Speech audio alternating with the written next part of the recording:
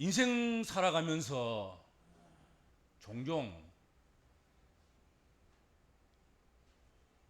낯선 경험을 경험해 보지 않는 낯선 일을, 낯선 분위기, 낯선 환경, 낯선 사람, 낯선 사건들을 경험해 보지 않는 분들이 한 사람이라도 있겠습니까? 누구든지 다 낯선 경험은 하는 거지요. 그런데 낯선 경험을 할 때에 여러분 어떤 느낌이 듭니까? 낯선 경험을 할 때에 그 경험이 결코 유쾌한 일이 아니더라 하는 것이지요. 낯선 것은 누가 뭐래도 낯선 것입니다. 낯선 것이 좋다고 이야기할 사람이 누가 있겠어요? 낯선 것이 익숙하다고 이야기할 수 있는 사람이 누가 있겠어요? 아이들은 낯선 것을 경험하면 낯선 것 앞에서는 어떻게 되던가요?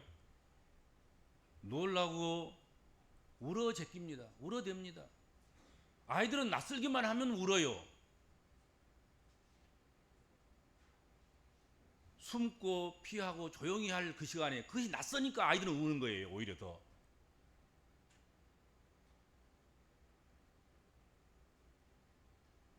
청소년들은 낯선 것 앞에서 마음의 문을 닫아버립니다.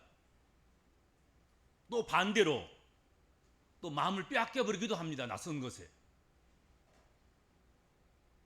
어른들은 낯선 것 앞에서 긴장하고 또 불편해합니다. 대부분 낯선 경험을 할 때에 어른들은 두통이 오고 스트레스를 받고 소화가 안 되고 그러지 않던가요? 낯선 것을 만나면 그런 거예요. 대체로 낯선 것은 사람이나 물건이나 분위기나 환경이나 그 어떤 것이나 좋은 것이 못 되더라 하는 거지요. 좋은 영향력을 미치지 않습니다. 그래서 사람들은 낯설지 않기 위해서 미리 언어를 공부하고 미리 그 문화를 익히고 사람과 기술을 익히는 등등 무던히 힘을 쓰고 애를 씁니다. 그렇죠? 우리가 외국에 나가서 어쩔 때 낯섭니까? 언어가 안 통하니까 낯선 거예요. 언어만 익숙하게 되면 시장도 가서 마음껏 시장도 보고 마트에 가서 살 것도 마음대로 사고 길도 마음껏 물어보고 그러면 얼마나 좋습니까? 근데 언어가 안 되게 낯선 거예요. 그래서 미리서 언어를 연습하고 문화를 익히고 또 그 나라 사람들을 조금 익혀 나가고 그런 일들을 하는 거지요. 그러면 여행이 조금 낯설지 않을 거예요. 교회가 낯설다는 것은 친밀한 사람이 없기 때문에 낯설 거예요. 교회 가면 그 사람 봐야지. 그러면 교회가 얼마나 정겹고 친밀하고 그립고 속히 가고 싶고 뭐 그렇겠습니까? 오늘 또 봐야 돼 그 사람. 그러면 낯설면 쉽지 않지요. 그렇죠? 쉽지 않을 거예요. 은혜가 없으면 쉽지 않지요. 욥은 자신이 환난을 당했을 때, 자신이 고난을 당했을 때 자신이 알고 있던 가족이라든지 이웃이라든지 친구들이라든지 자신이 귀하게 여기며 친근히 하던 그 낯익었던 사람들, 낯을 오랫동안 익혔던 그 사람들이 어느 날 낯선 사람처럼 자신을 대하는 것을 겪었습니다. 그렇잖아요. 욥의 가족들도 욥을 외면하고 욥의 친구들도 욥을 경외했던, 욥을 두려워했던 그런 사람들도 조롱을 하고 조소를 보내고 비웃고 비아냥거리고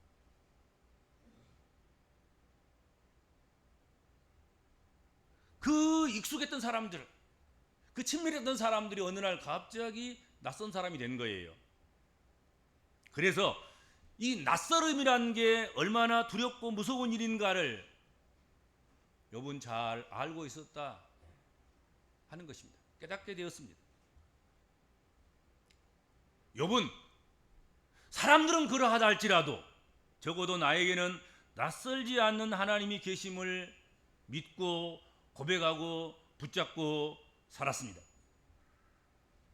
그리고 끝까지 하나님이 자신에게만은 낯설지 않는 하나님이시기를 소망했습니다.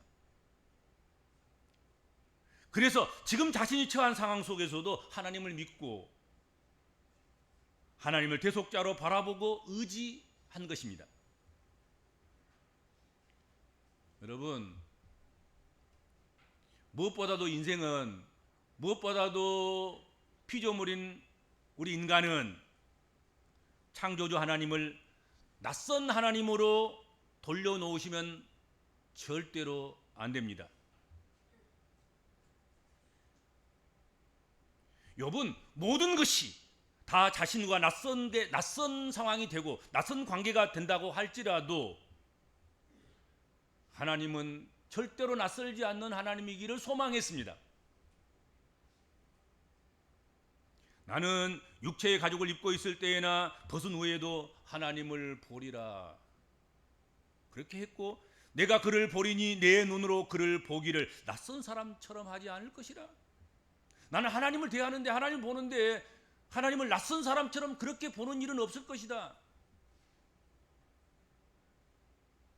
여러분, 하나님이 낯설으십니까? 그렇다면 어떻게 이 낯설음을 해결하고 낯설지 않는 하나님으로 섬기면서 살 수 있겠습니까? 욥은 고난 중에서도 하나님께 나아갔습니다. 고난 중이라는 것은 낯설다는 뜻입니다.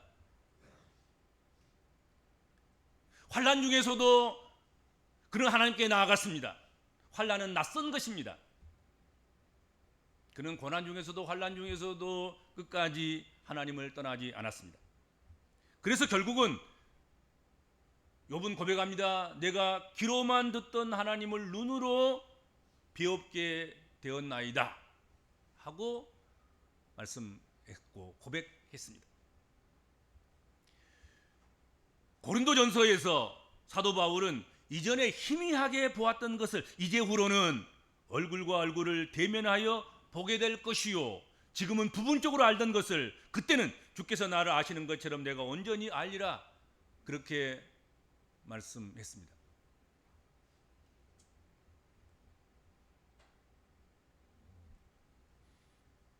성경에 많은 믿음의 사람들도 친밀하시던 하나님께서 어느 날 낯선 하나님으로 느껴질 때가 있었습니다.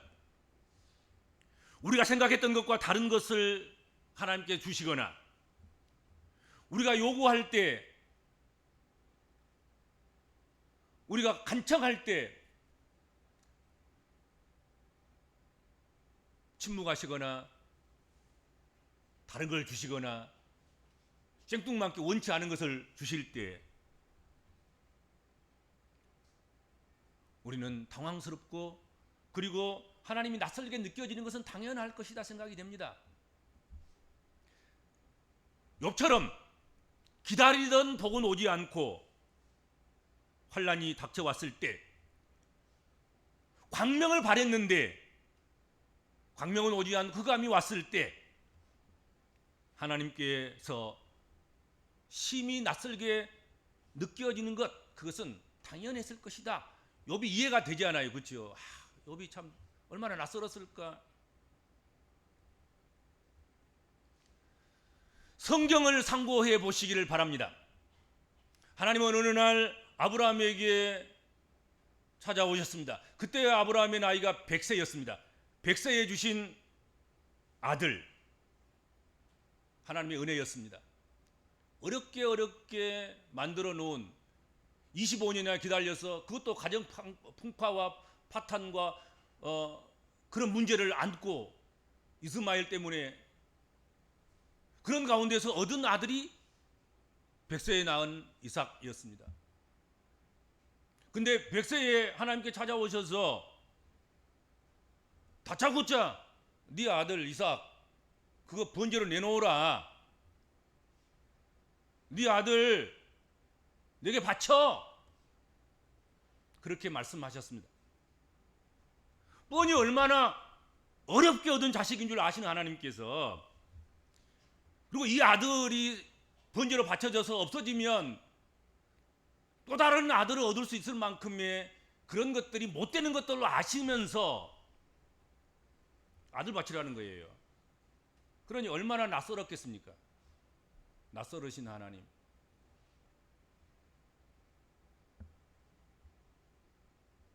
히브리인들이 애굽에서 종살이하고 있을 때, 종살이하면서 고난을 겪고 있을 때 애굽을 떠나서 장인 이드로의 양들을 먹이고 쳤던 사람이 한 사람이 있었습니다. 그 사람이 누구였습니까? 그 사람이 모세였습니다. 하나님께서는 내 백성 히브리인들 이들을 애굽의 종살이에서 건져내야 되겠다. 애굽의 환란에서 그들을 해방시켜야 되겠다. 네가 적격자다. 그렇게 모세를 소명하셨습니다. 부르셨습니다. 근데 모세가 여러 번 거절합니다. 나는 말을 잘 못해요. 나는 지도력이 없어요. 나는 안 돼요. 나는 할 수 없어요. 나는 거기서 실패한 사람이에요. 나는 살인자라는 누명을 뒤집어 쓰고 지금 여기 와서 이렇게 피난살이 하고 있는 것 하나님 아시잖아요.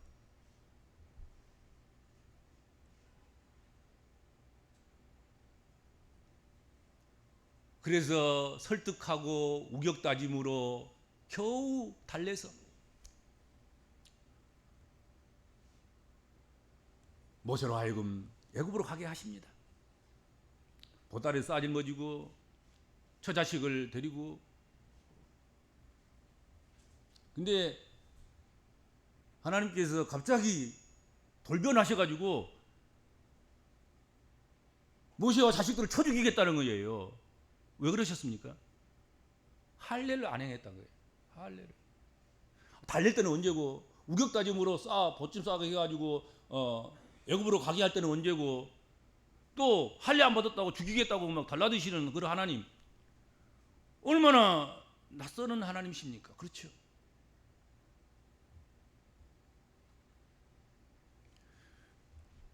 여호수아에게 견고한 여리고성을 하루에 한 바퀴씩 돌라 하시고 제7일에는 7바퀴를 돌라 하실 때 창을 던지라 뭐 무기를 가져라 뭐 그런 것도 하지 않고 말이지, 여리고성 돌라는 거잖아요. 하루에 한 바퀴씩. 7째 날은 7바퀴 돌고 소리를 아니 지금 견고한 성 온갖 무기를 다 동원하고도 힘들 여리고성을 하루에 한 바퀴씩 돌고 7바퀴 마지막 날 돌아서 소리. 그런다고 뭐 달라질 건 뭐 있겠습니까? 하나님 정말로 낯서신 하나님이십니다.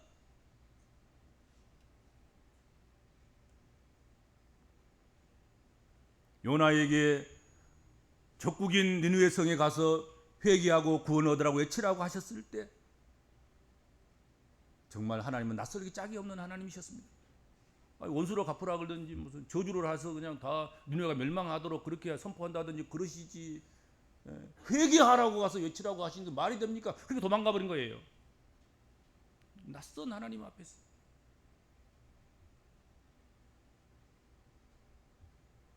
이런 이야기를 하려면 끝이 없죠.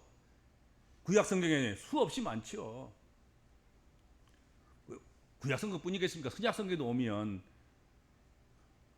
간단하게 한 사건을 봅시다. 자신의 딸 자식을 위해서 예수님을 찾았습니다. 누가? 헬라의 여인인 수로보니게 사람인 그 여인이 딸의 병을 낫기 위해서 예수님을 찾아왔습니다.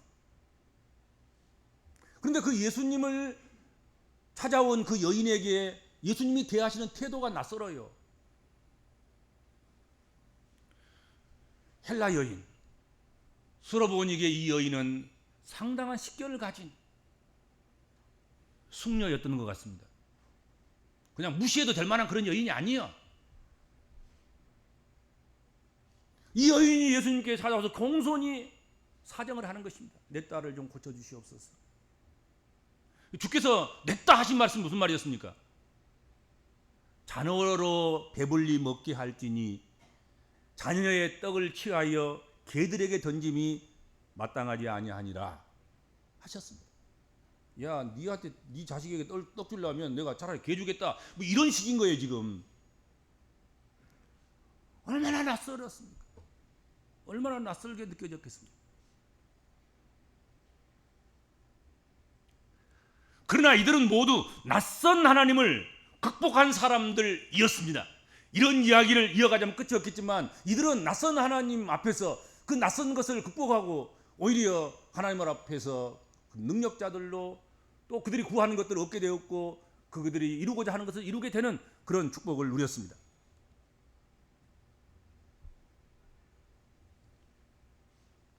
인류 역사에도 낯선 하나님의 모습 때문에 많은 사람들이 실족하기도 했습니다. 뭐 친밀한 하나님께서 쳐다보고 있다고 생각하면 그런지는 못하겠지요. 그렇지 못하지 않기 때문에 낯선 하나님, 그냥 멀리 계신 하나님, 아니면 아니 계실지도 모르는 하나님, 그렇게 살아가다 보니까 범죄하고 죄악에 빠지고 악을 도모하고 해서는 안 될 짓들을 하고 그런 것 아니겠습니까? 아마도 근본 우리가 경험한 코로나 상황 속에서도 어쩌면 많은 그리스도인들이 낯선 하나님을 느꼈을 수도 있으리라 생각합니다. 이런 상황들을 보면서 교회가 폐쇄되고 세상 것부터 그럼에도 불구하고 예배를 드리냐 그런 원망도 듣고 이런저런 그런 것들에 얽히고 설켜서 하나님 낯설다. 그래서 아마도 낯선 하나님을 떠난 그런 사람들도 없지 않아 있으리라 생각합니다. 그러나 그렇게 낯설게 느껴지는 하나님 앞에서 결코 낯설지 않게 하나님을 섬기는 사람들이 성경의 사람들이었고 믿음으로 사는 사람들이었습니다. 그들을 통하여서 믿음의 역사는 이어져 가고 있고 역사는 진보의 길을 걸어가게 되는 것입니다. 여러분, 예수 믿는 사람들이, 하나님 믿는 사람들이, 하나님 백성들이 하나님이 낯선 하나님을 느껴지는 것은 하나님이 너무 광대하시기 때문에 그렇습니다. 조그만 하신 하나님이라면 우리가 다 아니까 낯설지 않지요. 근데 하나님은 너무 광대하시단 말이에요. 지구보다 큰 것들이 모여서 은하수를 이루고 있습니다. 은하수가 모이고 모여서 은하수의 무리가 되는 것입니다. 그런데 보이는 은하수보다도 보이는 은하수 무리보다도 안 보이는 은하수가 더 많습니다. 그 엄청난 그 무리 가운데 별 하나가, 점 하나가 지구보다 큽니다. 우리는 그 지구 안에 살고 있습니다. 그 어마어마하신 우주적인 하나님, 아니 우주에 넘어 계시는 하나님, 그것을 통괄하시고 통치하시고 다스리는 아버지 하나님, 그분은 너무 광대하십니다. 그러니까 낯선 거예요. 여기를 만졌을 때는 내가 지난번에 만졌던 하나님이시네. 친밀해요. 좋아요. 감사해요. 좋아요. 그러다가도 한 번도 만져보지도 않는, 한 번도 보지 못한 측면을 만질 때는 새롭네. 전혀 경험하지 않는, 알지 못했던 하나님이시네. 그래서 낯선 거예요. 광대하신 하나님을 다 알기에는 우리가 역부족이지요. 부족하기 짝이 없습니다, 여러분.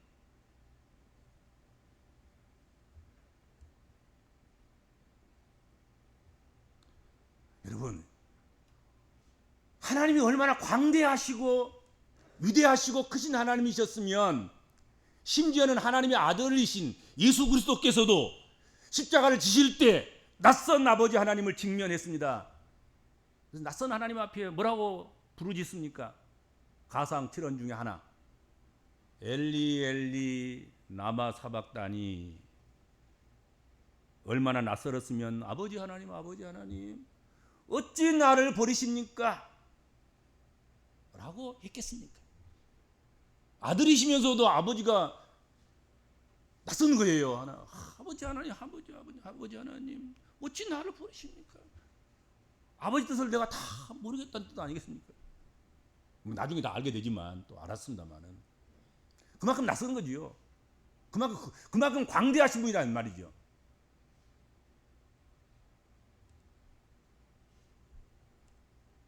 그러니 우리 복음적인 그리스도인들에게 있어서 낯선 것은 기분 나쁘고 불편하게 짝이 없는 일이지만 그렇다고 도망치고 피해야 할 것이 아니라 도리어 낯설지 않게 적응해야 될 숙제이고 과제라고 생각해야 된다 하는 것입니다. 왜냐하면 놀랄 만한 변화에는 낯선 것을 통과하지 않고는 일어나지 않기 때문이다 하는 것이죠. 낯설었기 때문에, 그것을 극복하기 때문에 여러분 네트워크가 되는 것이고 연결이 되는 것이고 교제가 이루어지는 것이고 역사가 일어나는 것이고 그런 거예요. 낯서다 그러면 눈 감아버리고 멀리 해버리고 안 만나고 그러다가 문 차단시키고 그러면요 아무 일이 일어나지 않습니다. 아무 역사도 없습니다. 아무 발전도 없습니다. 그럼 망하는 것입니다.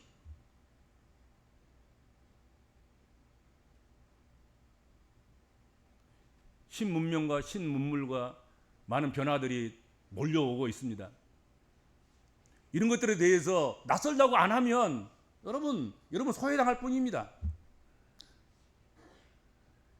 살기 힘들 뿐입니다. 여러분들 그 극복을 하셔야 할 문제이지. 그렇죠. 자꾸 해보고 연습해보고 물어보고 안 되면 손자에게도 물어보고 손녀에게도 물어보고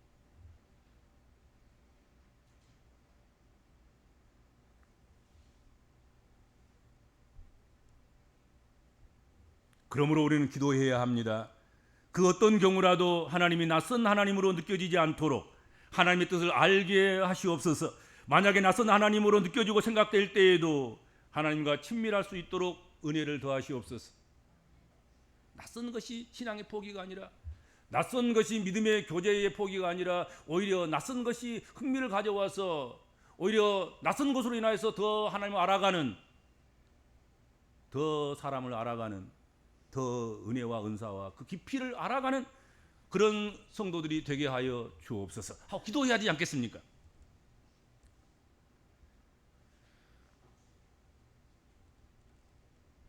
만약에 친밀하게 믿고 살아가는 우리들에게 하나님께서 낯선 하나님으로 다가오신다면 그것은 무의미한 것이 아닐 것입니다. 그것은 유의미할 것이다 이거죠.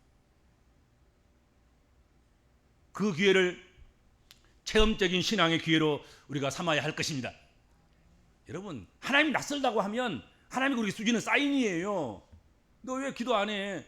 너 그렇게 하지? 너 나를 너무 가볍게 봤어. 그러면서 하나님이 싹 안면을 바꾸시는 거예요. 낯선 하나님이죠. 그러면 하나님 낯서시네요. 그때가 무릎 꿇을 때고 기도할 때고 간구할 때고 하나님도 가까이 할 때고 그렇지요.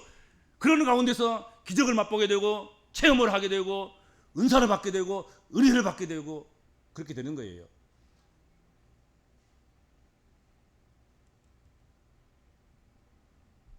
체험적인 신앙이 아니고서는 낯선 하나님을 면할 길이 없습니다.